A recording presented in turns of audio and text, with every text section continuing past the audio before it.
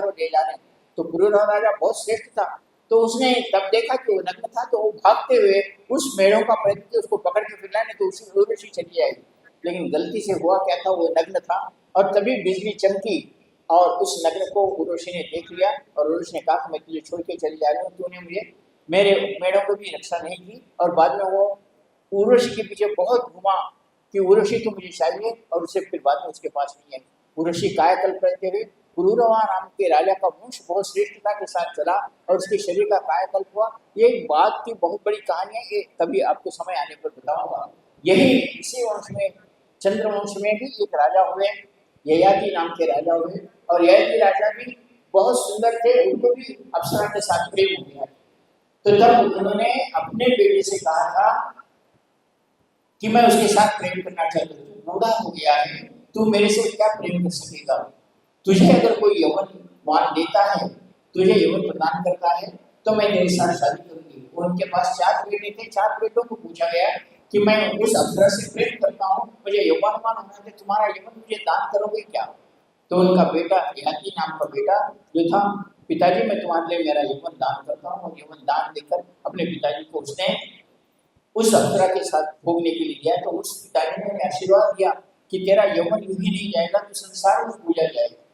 बात ये हुई कि आगे जीवन में वो जब बूढ़े हो गए, उनका नाम च्यवन महर्षि था। च्यवन, वो च्यवन महर्षि बूढ़े बूढ़े ये अपने वय में आगे जा रहे थे।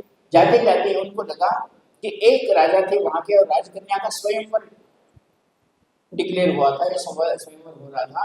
तो उस स्वयंवर में च्यवन महर्षि भी गए और उन्होंने कहा कि मैं, हे राजा, मैं तुम्हारी कन्या को शादी करना चाहता हूँ, तुम्हारी शादी से तुम्हारी कन्या से विवाह करना चाहता हूँ।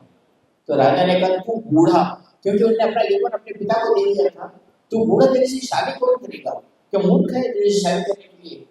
लेकिन बेटी ने जब देखा कि उस बूढ़े में उन सभी से भी ज्यादा शक्ति है, वह तेजवान बूढ़ा है, और उसने कहा कि मैं, पिताजी से कहा कि मैं उसके साथ शादी करने के लिए तैयार हूँ। पिताजी हर्षद करने बहुत गालियां दी, तुझे कोई बुद्धि है क्या? वो ऋषि, उसके पास राज्य नहीं है, कुछ भी नहीं है, और ऐसे बूढ़े के साथ शादी करूंगी तुम क्या? उसने कहा कि मैंने सपने में देखा कि मैंने एक बूढ़े से शादी की है और मुझे देवता मेरे पर फूल की वर्षा बरसा रहे हैं, मैं उस व्यक्ति के साथ शादी करूंगी। राजा ने कितना समझाने पर नहीं समझा, और वो च्यवन महर्षि के साथ शादी करके चले गई और एक बूढ़े झोपड़ी के आश्रम में रहने लगी। च्यवन महर्षि देखे तो उनको भी लज्जा आई कि इतनी सुंदर पत्नी के साथ में बूढ़ा किस तरह। तो अपने आप को एक वयस्क और कायाकल्प वाला बनाने के लिए उन्होंने देवताओं के जो डॉक्टर जो वैद्य थे, वो अश्विनी कुमार थे, उन अश्विनी कुमारों का आह्वान किया और कहा कि कुछ ऐसा करो कि मैं यौवनवान हो जाऊं।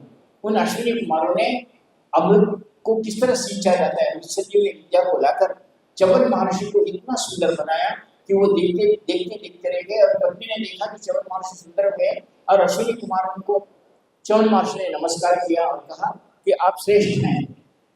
लेकिन हुआ ये कि च्यवन महर्षि ने कहा कि तुम्हारा ऋण मैं कैसे चुकाऊं, तुम्हारे ऋण में मैं बैठा हूँ, ये ऋण कैसे चुकाऊं?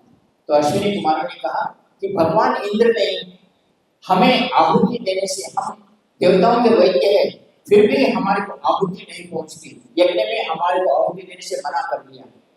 च्यवन महर्षि तपस्वी थे, उन्होंने कहा ऐसा हो कैसे सकता है, मैं तुम्हें आहुति प्रदान करूंगा और उस आहुति को लेकर ही जाना है। आज हम देखते हैं तुम सब लोग बैठे हुए, हमारे ब्राह्मण भी यहाँ बैठे हुए हैं, हम गुरु मंत्र की भी आहुति देते हैं, कोई अप्सरा की आहुति देते हैं। हव्य जो अग्नि देवता है, वो किन पितरों के किन मंत्रों की आहुति इंद्र भगवान तक पहुंचाने का कारण हव्य नाम अग्नि, जो भी अग्नि का नाम है, जिह्वा जिस अग्नि का नाम है, वो देवता को देता है। हम किसी का भी मंत्र बोलकर अगर अर डालते हैं तो क्या वो स्वर्ग तक जाती है? स्वर्ग तक जाना चाहिए। दशमा विद्याओं के मंत्र तो माता की मंत्र है, शिव जी का मंत्र है, विष्णु का मंत्र है, हम इन मंत्रों को वहां तक ले जाने की प्रक्रिया करते हैं जो हव्य मंत्र है उसको। अगर समझो हनुमान जी है, चिरंजीवी है, और वो पृथ्वी पर भी निवास करते हैं, और हम हनुमान जी के मंत्र से हव्य देते हैं या अग्नि देते हैं, तो क्या हनुमान जी क्या स्वर्ग में बैठे हुए हैं? वो मंत्र से हम आहुति देनी चाहिए या नहीं देनी चाहिए? हमारे गुरु जी पृथ्वी पर है, तो उस गुरु मंत्र से आहुति देनी चाहिए या नहीं देनी चाहिए? वो कहाँ कहाँ पहुंचती है आहुति? जब अश्विनी कुमारों को ही आहुति देने के लिए विचार कर रहे थे, जो देवताओं के वैद्य है, तो हम कहाँ गलती कर रहे हैं? क्या हम इन मंत्रों से आहुति हवन प्रदान करें? जो स्वर्ग में निवास करने वाले देवता है, जो इंद्र के पास ये पंचमहाभूत है जैसे अग्नि आदि, और इन इंद्र के देवताओं के पास अगर इंद्र कहते हैं तो उस वो अग्नि अपने आहुति को लेकर उस देवताओं को पहुंचा देता है और सबल करता है। इसमें जो जो देवता है हवि को पहुंचाने के लिए, ऐसे इंद्र ने ही अश्विनी कुमारों को आहुति देने से मना कर दिया। तो आज हम जो आहुतियां करते हैं क्या वो सही है? हम अगर पृथ्वी पर हमारे गुरुजी हैं और हम आहुति दे रहे हैं, मैंने ऐसे छोटा सा उदाहरण दिया, हनुमान जी है, हनुमान जी पृथ्वी पर ही है, क्या उन्हें आहुति देनी चाहिए? क्या वो स्वर्ग में अग्नि वहां उनकी आहुति कहाँ तक ले जाएगी? क्या अप्सरा मंत्र को, अप्सरा जो स्वर्ग में बनती है, उनकी आहुति देनी चाहिए नहीं देनी चाहिए? भूत है, राक्षस है, क्या उनकी आहुति दी जाती?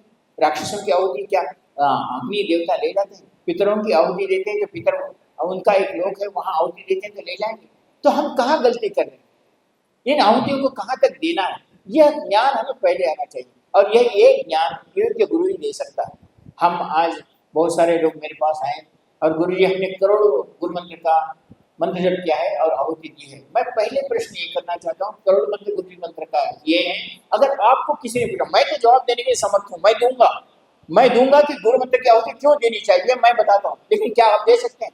अगर कोई पूछे तुम्हारा पृथ्वी पर गुरु बैठा हुआ है और तुम आहुति दे रहे हो, क्या डायरेक्ट नहीं दे सकते हो? उनको खाना दे सकते हो, तुम्हारे गुरु को बैठे हुए वस्त्र दे सकते हो, सब दे सकते हो, तो अग्नि क्यों ले जाए वहां तक? आहुति क्यों उनको ले जाए? किसको आहुति देनी है, किस देवता को आहुति देनी चाहिए, ये ज्ञान हमें नहीं है। और इस कारण हम आज भी पश्चाताप करते हैं, हम आज भी कुछ कुछ स्थानों में हम पाप के राम से गिने जाते हैं।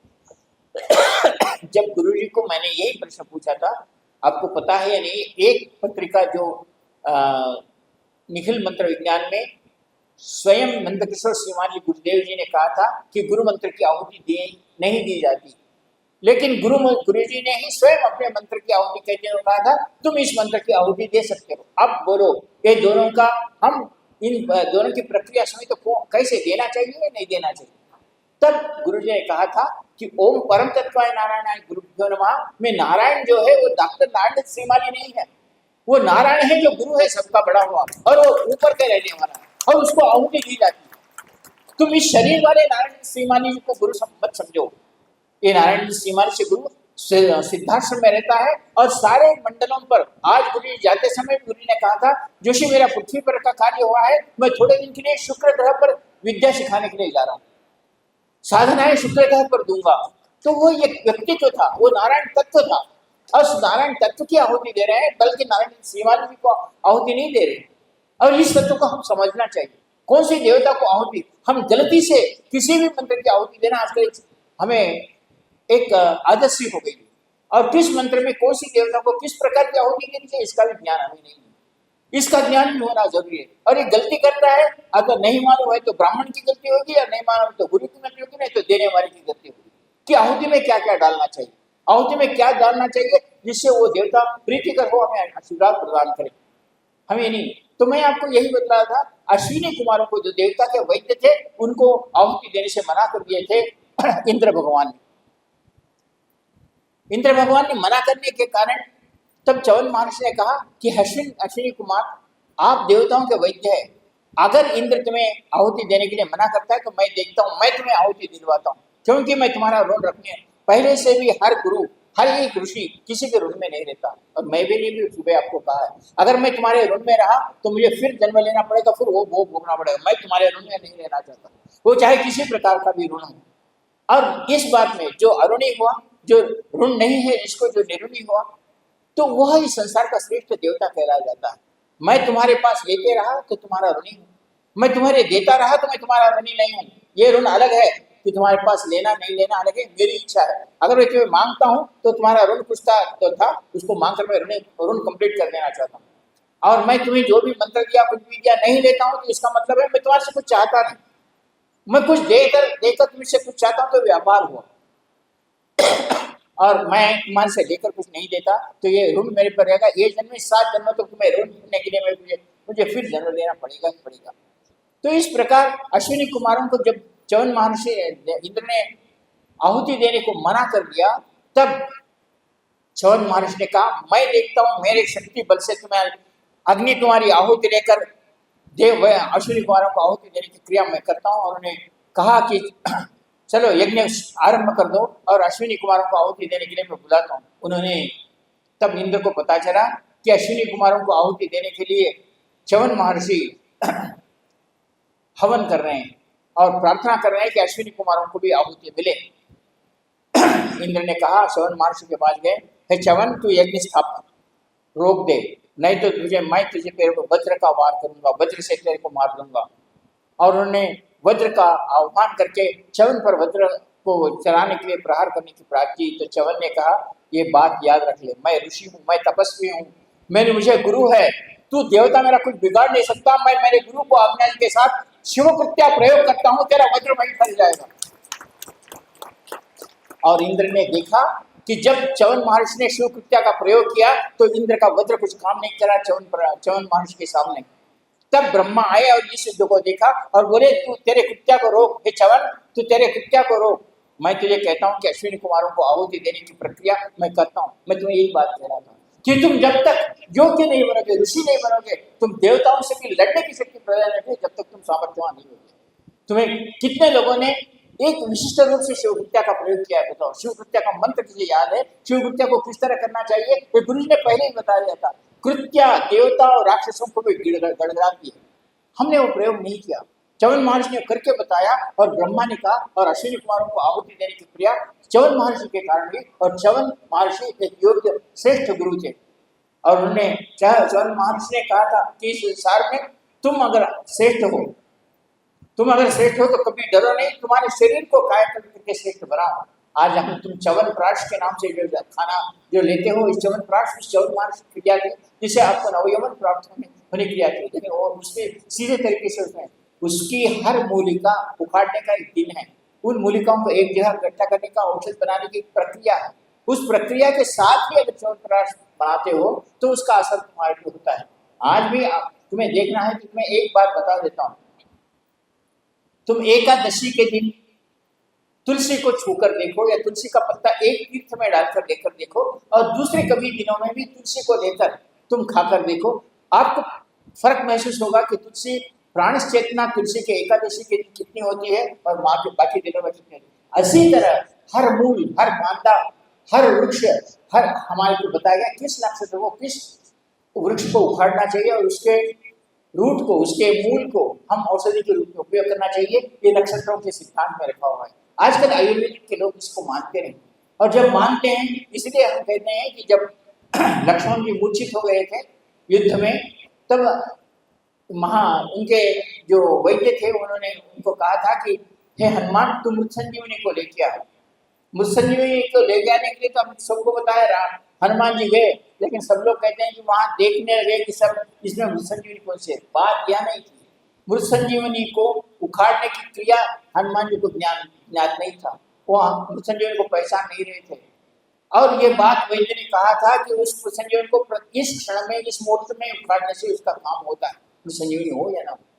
तब उन्होंने उस पर्वत को उठाकर लाकर सुषैण नाम के उस वैद्य को बताया और रखा कि प्रभु आगे का काम आप करो, और विशिष्ट मुहूर्त में उसको लेकर केवल सुंघाया और लक्ष्मण जी उठ के खड़े हो गए। उस मृत संजीवनी विद्या का ज्ञान कितने लोगों को है?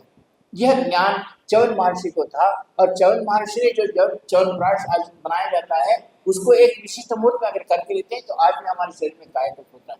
मैंने एक छोटी सी दवाई तैयार की, इतने में कायाकल्प का नाम का पाउडर तैयार किया हूँ जो श्रीशैलम के केवल पत्थरों के पाउडर से और उसमें 8 प्रकार की मूलिकाओं को डालने से होता है।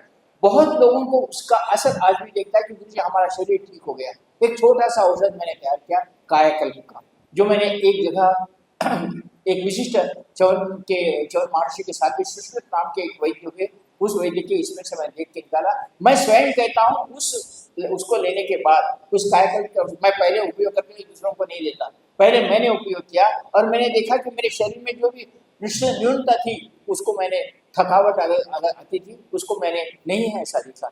तो ये औषधियाँ हैं, लेकिन इसका ज्ञान हमें नहीं कि किस दिन उखाड़ना, किस दिन उसको रखते हैं, उसमें प्राण किस दिन होते हैं, तुलसी में प्राण कब होते हैं, बेल में प्राण कब होते हैं, बेल शिव जी के ऊपर चढ़ाया हुआ बेल कब खाने से हमें हुई योग्यता प्राप्त होती है, बेल को कब निकालना चाहिए, इसका ज्ञान हमारे में नहीं।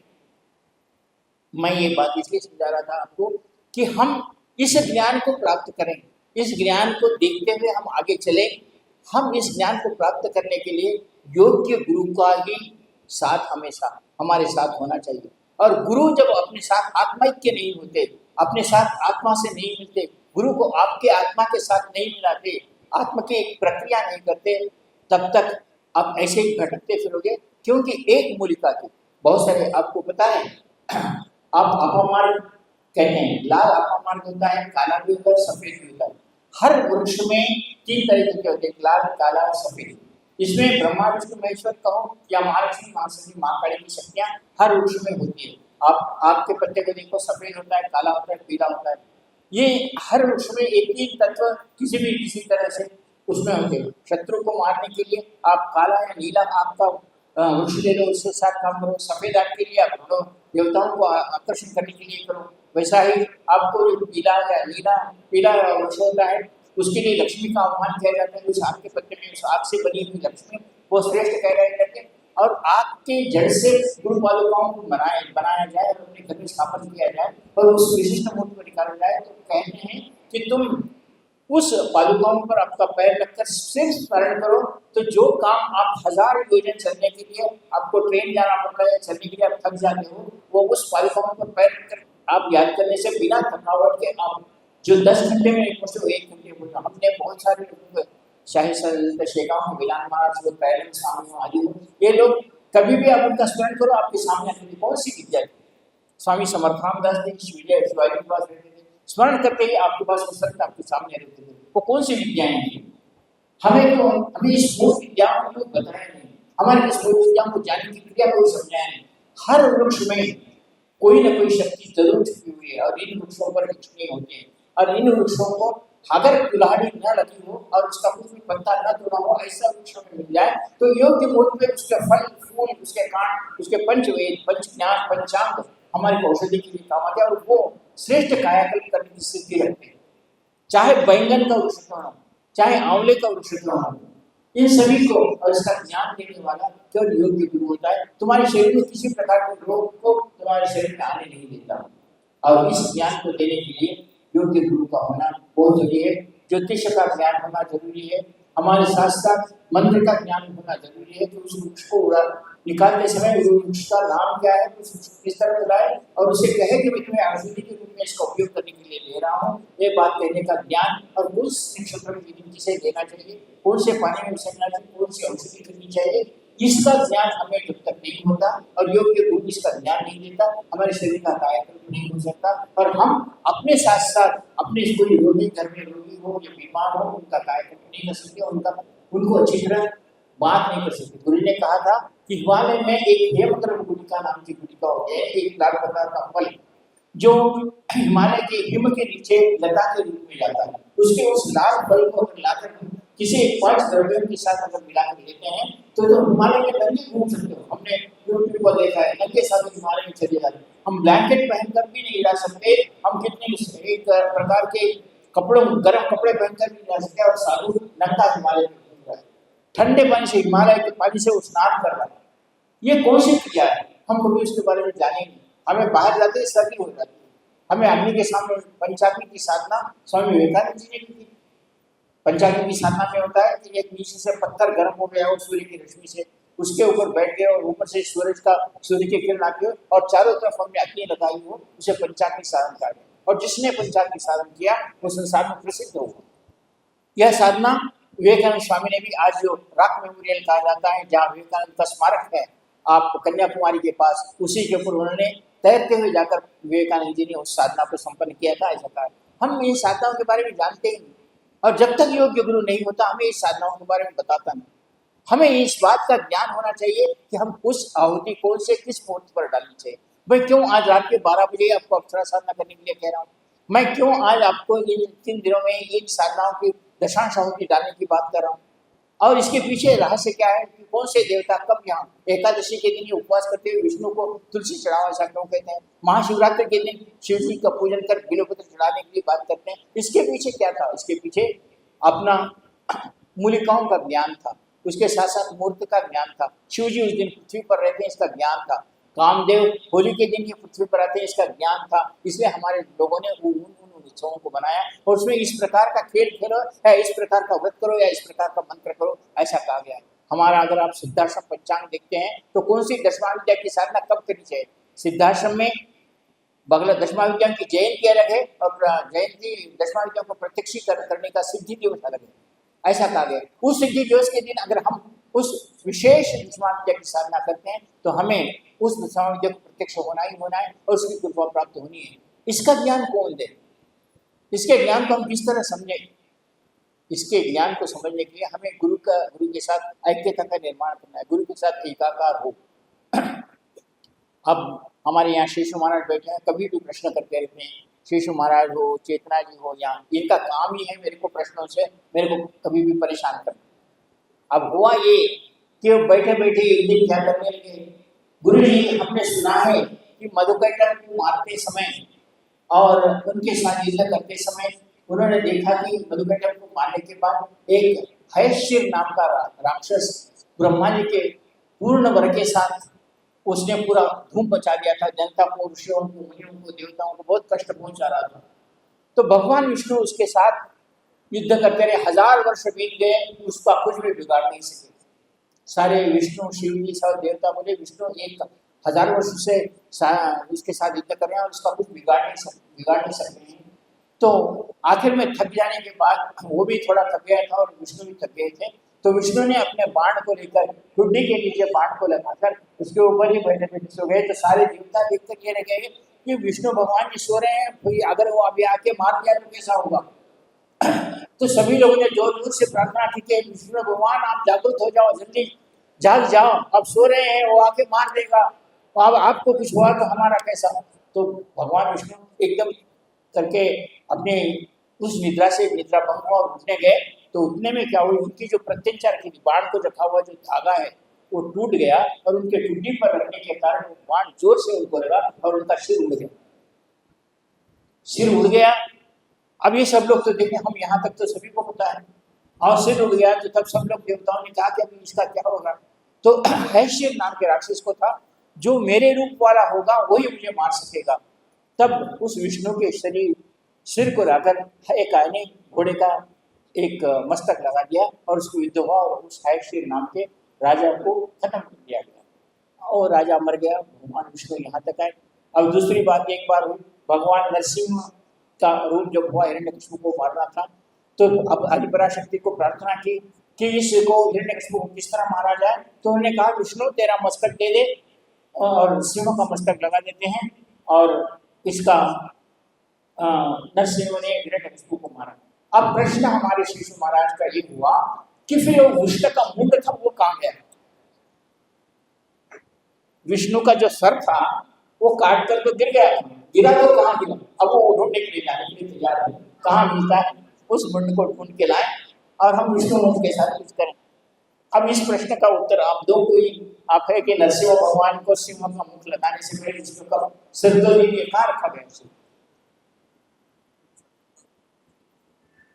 तो इसके पीछे हमारे पास जो समुद्र लाल समुद्र आदि है इसमें इन विष्णुओं के सर डालकर वो जल में निमग्न है और जब पृथ्वी में जन्म होगा, जब शैल में वटपत्र साई बनकर कृष्ण आएंगे तो ये सारे समुद्र मीठे पानी में बदल जाएंगे और उसके ऊपर वटपत्र आए, कृष्ण का जन्म होगा और कृष्ण के सर उसमें खुशबू के साथ है। आज भी लवण समुद्र में है ग्रीव का शरीर, विष्णु का शरीर, विष्णु का वो मुंड वहां है। जैसे रुद्र के मुंड ने कपाल काली ने रुद्र के मुंडों को 11 मुंडों को धारण करते हुए काली कहलाई, उससे बचने के लिए हर समुद्र में एक एक उसने जब जब अवतार किया और सर का मूल निकाल दिया। उस मूल का मेन कारण विष्णु जल में है।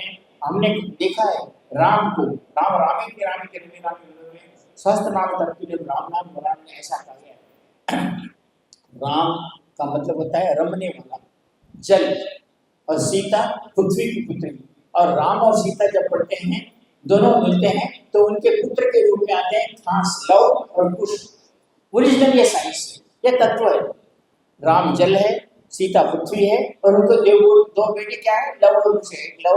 एक लव है जो पतला घास, और कुश है जो हम कुशवर देखते हैं अपना, जो आज दर्द के नाम से जाना जाता है। फिर इस तत्व को समझाने वाला कौन समझाए इसके बारे में कि हमारा राम का तत्व क्या है, कृष्ण किसे कहते हैं, कृष्ण का तत्व क्या है, हमारे इससे पहले क्या हुआ था।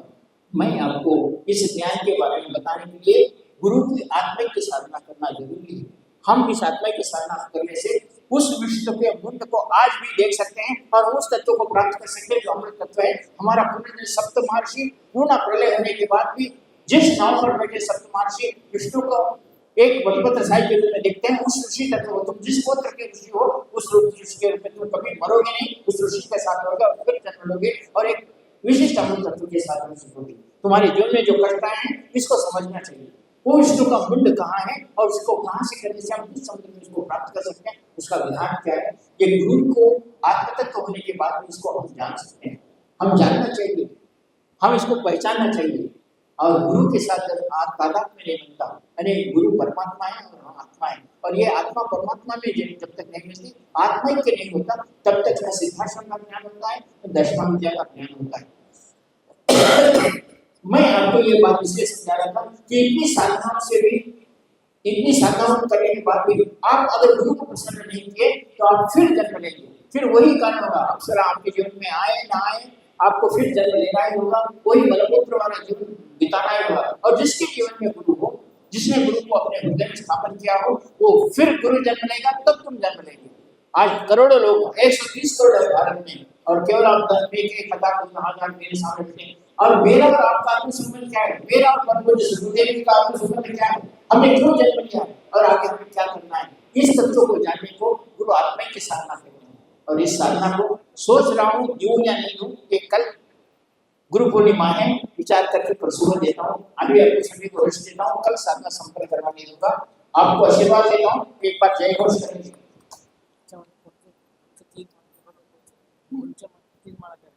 कोई भी अप्सरा साधना की 3 माला मंत्र कर सकते, कोई भी आपके पास अप्सरा साधना का कोई भी मंत्र कुछ नहीं आता है तो ओम श्री तिलोत्तमा आगच्छ आगच्छ स्वाहा, ये भी अप्सरा का मंत्र है। ओम श्री तिलोत्तमाय आगच्छ आगच्छ स्वाहा, ये भी अप्सरा का मंत्र है, रंभा का मंत्र है, उर्वशी का मंत्र है। इनमें ये सारे मंत्र में कोई भी अप्सरा के सामने कोई भी अप्सरा मंत्र आप कर सकते हैं। अगर नहीं है तो अभी एक आधे घंटे में पूरे अप्सराओं के मंत्र में आपको लिखकर एक बोर्ड पर दे दूंगा, अभी थोड़े देर में डिस्प्ले करवाऊंगा, अष्ट अप्सराओं के मंत्र आपको प्रदान करूंगा। मैं जो आपसे पहले अप्सरा की नाभि दर्शन अप्सरा करते हैं, कोई भी अप्सरा की साधना आप इस अप्सरा के सामने जैसा मैं बताया वैसा कर सकते हैं। फिर एक बार मैं आप लोगों के कहने पर आप इस अप्सराओं के आह्वान मुद्रा और आत्मा आह्वान की उसको मोहिनी रूप में, यानी वो अपने से मोह हो जाए, अपने अपने मुंह में आ जाए, वो मोहिनी मुद्रा, और दूसरी सान्निध्यकरण मुद्रा। सान्निध्यकरण मुद्रा का अर्थ होता है वो हमें साथ दे, हमारी दासी बन जाए, हम जैसा कहें वैसा सुने। इन मुद्राओं को अभी तुम्हारे सामने फिर एक बार बता रहा हूँ, प्रयत्न करो इन मुद्रा को आती है तो कोई भी अप्सरा साधना आज रात के 12 बजे या कल रात के 12 बजे आप कर सकते हैं। मुद्रा बता रहा हूँ,